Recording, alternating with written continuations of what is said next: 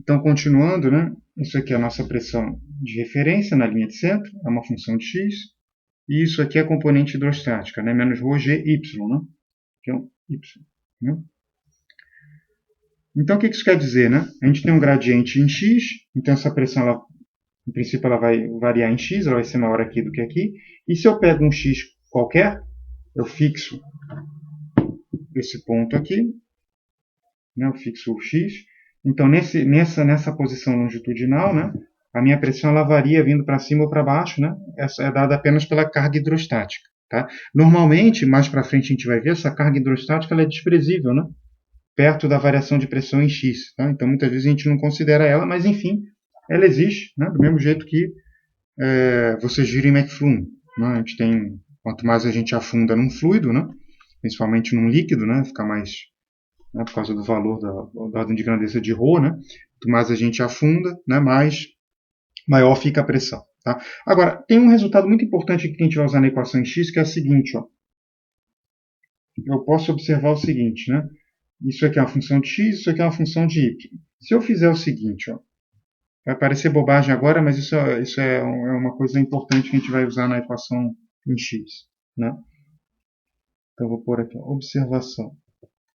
Né? Se eu fizer isso aqui, ó, d dx de dp dy, isso aqui vai dar zero, certo?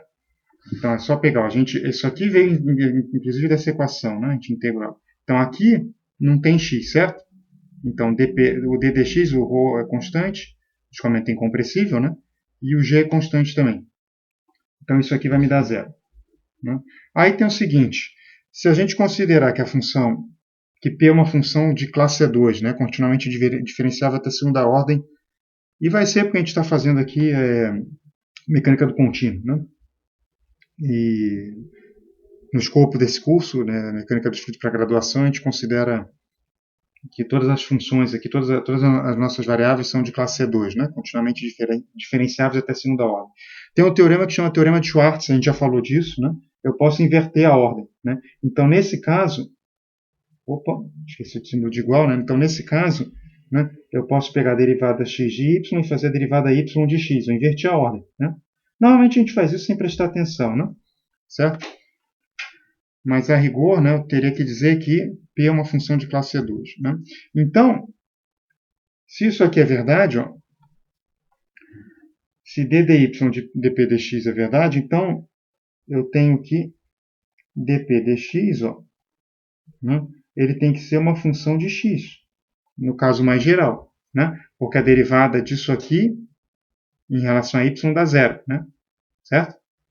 Então, se a derivada disso aqui dá zero, dp dx só pode ser uma função de x. Né? Então, se isso é uma função de x, eu não tenho mais por que ficar carregando diferencial parcial, né? Eu posso usar uma derivada comum, uma derivada ordinária, dp dx, porque é uma função de x. Então, isso aqui parece bobagem, mas vocês vão ver que vai facilitar muito a nossa resolução. Né? Então, vamos agora para a quantidade de movimento em x. Né? Vamos lá, quantidade de movimento em x. Né? Que equação é essa? Né? Então, agora eu pego a componente x. Né? Então, a gente vai ter ρ, a derivada material em x, né?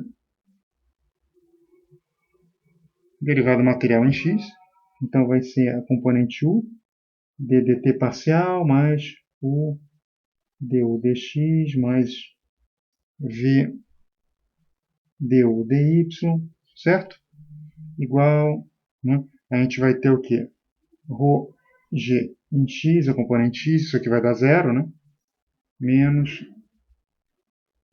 dp dx, que agora existe, né? Mais o Laplaciano de u. Então, vamos lá, mais o Laplaciano de u. Derivada segunda de u em x, mais derivada segunda de u em y. Maravilha. Né? Aí o que acontece agora? Então, equipamento em regime permanente. Esse cara desaparece. Totalmente desenvolvido. A gente viu no começo. Ó, deu dx é zero. V é zero. Então tudo isso aqui é zero. Certo? Maravilha. Eu não tenho gravidade em x. Ela está alinhada com eixo y. Né? Esse cara aqui, ó, esse dp dx, a gente acabou de ver que ele só pode ser uma função de x, então a gente vai escrever como uma derivada ordinária. Excelente, né? Já facilita bastante. Totalmente desenvolvido, se deu dx é zero, então obviamente a derivada segunda de u em relação a x é zero também. E esse aqui fica. Aí esse aqui, ó, a gente pode escrever também como uma derivada ordinária. Eu não tenho por que ficar escrevendo, né, uma derivada parcial em y, né? Porque a gente já viu lá no começo, né, que u é igual a um u de y, né? Ele é função só de y. Então eu não tenho por que ficar carregando derivada parcial. Eu uso uma derivada ordinária, né? E isso faz toda a diferença, né? Porque agora, quem que sobrou dessa equação toda? Sobrou esse termo e esse termo. Duas derivadas ordinárias, né? O que vai facilitar muito minha solução, né? Certo? Então, quem que sobrou aqui? Sobrou isso aqui, ó. Mi... Vou tentar ajeitar aqui a luz com a câmera. Tá. Mi... Deriva... Opa, desculpa. A gente já substituiu por uma derivada ordinária, né? Então, ficou mi derivada segunda de u, derivada ordinária, hein? Em relação a y, igual a dp dx. E aí, como é que a gente vai integrar isso agora, né? O que vocês acham, né? Deixar um segundo, se quiser pausa o vídeo, né? Se você seria pausar o vídeo, tenta responder essa minha pergunta, né? Como é que a gente integra isso aí agora, né? E aí, né? Imagino que vocês pausaram o vídeo, refletiram um pouquinho, né? A gente vai ver que é fácil integrar isso aí. Pelo seguinte, ó, isso aqui é uma função de y, e isso aqui é uma função de x, né? A gente acabou de ver. E aí fica fácil. Quer ver? Eu vou escrever de outro jeito. A gente quer resolver para u, né? É quem eu quero achar o meu perfil de velocidades. Ó. É igual, não muda nada, né? O mi é constante, né? É a nossa viscosidade, né? É a mesma coisa, certo? Aí, o que a gente viu? A gente acabou de ver que isso aqui, como isso aqui é constante, né? Tudo isso aqui é uma função só de x, ó. A gente acabou de ver isso aí. Né? E esse aqui é um u de y, então isso aqui ó, só pode ser uma outra função de, eu vou chamar aqui ó, de f1, para não confundir, ó, um f2 de y. Então isso aqui é uma função de y e isso aqui é uma função de x. Então só tem um jeito de eu igualar uma função de y com uma função de x, não tem outro jeito. Né? Isso aqui só pode ser uma constante. Né? Porque essa função de y, o que é uma função de y? É ln de y mais y ao quadrado, mais e exponencial y, mais um monte de função y, mais uma constante. E essa daqui é com x, né? É um ln de y, uma exponencial de y, mais x ao quadrado, desculpa, de x, né? Ln de x, mais um x ao quadrado, x ao cubo, qualquer polinômio, mais uma constante. Então só tem um jeito desse termo ser igual a esse termo. É que a constante das funções sejam iguais. Então, isso aqui só pode ser igual a uma constante. Então, se isso aqui é constante e eu quero achar u, eu integro tudo isso aqui considerando isso aqui uma constante. Né? E aí fica fácil. Né? E aí fica mais fácil. Porque como é que a gente vai fazer? Né? Vou pegar uma outra folha. Então, deixa eu tentar ver se eu consigo.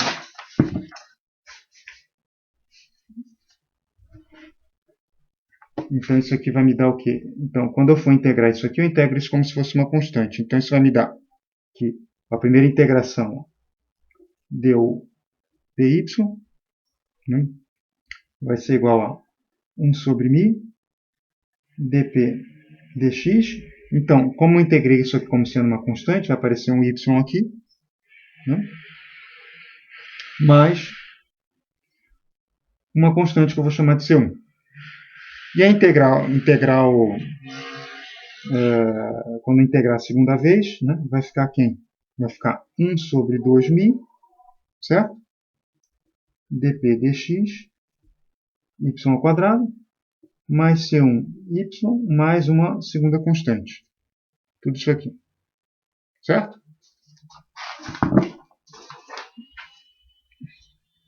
Então, esse é o meu perfil de velocidades. Agora eu preciso achar as constantes.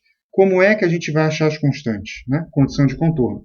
Certo? Quais são as condições de contorno? Né? Então, a minha condição de contorno, se eu lembrar do diagrama, do nosso escoamento de POSEI, né? A condição de contorno é não deslizamento nas paredes, certo? Então, U igual a zero em Y igual a menos H, U igual a zero em Y igual a mais H. Então, é isso que a gente vai aplicar agora, né? Então, a gente vai aplicar Y igual a mais H, ó, eu tenho U igual a zero, e Y igual a menos H, eu tenho U igual a zero. Como é que eu escrevo isso? Eu substituo por H aqui, igual a zero, certo? Então, isso vai me dar o seguinte, ó. Vamos ver se isso cabe na tela. Ó. Então, isso vai me dar aqui 1 sobre 2.000 dp dx, que é uma constante, h ao quadrado, mais C1H, mais C2 igual a zero. Certo? E quando for menos H, 1 sobre 2.000 dp dxh ao quadrado, menos C1H, mais C2 igual a zero. Então, eu tenho duas equações aqui, duas incógnitas, C1 e C2, que eu posso encontrar então em função de H, dp dx, etc, etc, etc. Então, por exemplo, se eu somar essas duas equações, por exemplo, eu pego aqui e somo as duas. Ó. Pego e somo. Né? O que a gente vai achar? A gente vai achar isso aqui, ó. 1 sobre 1.000 dp dx y ao quadrado mais 2c2 igual a zero. Né? Isso me dá, então, c2 igual, né, a menos 1 sobre 2.000 dp dx h ao quadrado. Certo? Aí o segundo, né, o que eu posso fazer? Eu posso subtrair as equações, né, ou eu posso usar uma assimetria, né, no meio. Mas, por exemplo, se eu subtrair as equações, o que vai me dar? Né? Eu pego as equações aqui e subtraio. Esse termo corta com esse só corta com esse, eu vou ficar com o quê? 2C1, H igual a zero. Né? Então, C1 igual a zero. Tá? Então, se eu vou colocar aqui, ó. Vamos lá. Se a gente subtrair as equações, o que a gente vai obter? Né? Eu vou obter isso aqui, né? 2C1H igual a zero. Então, C1 igual a zero.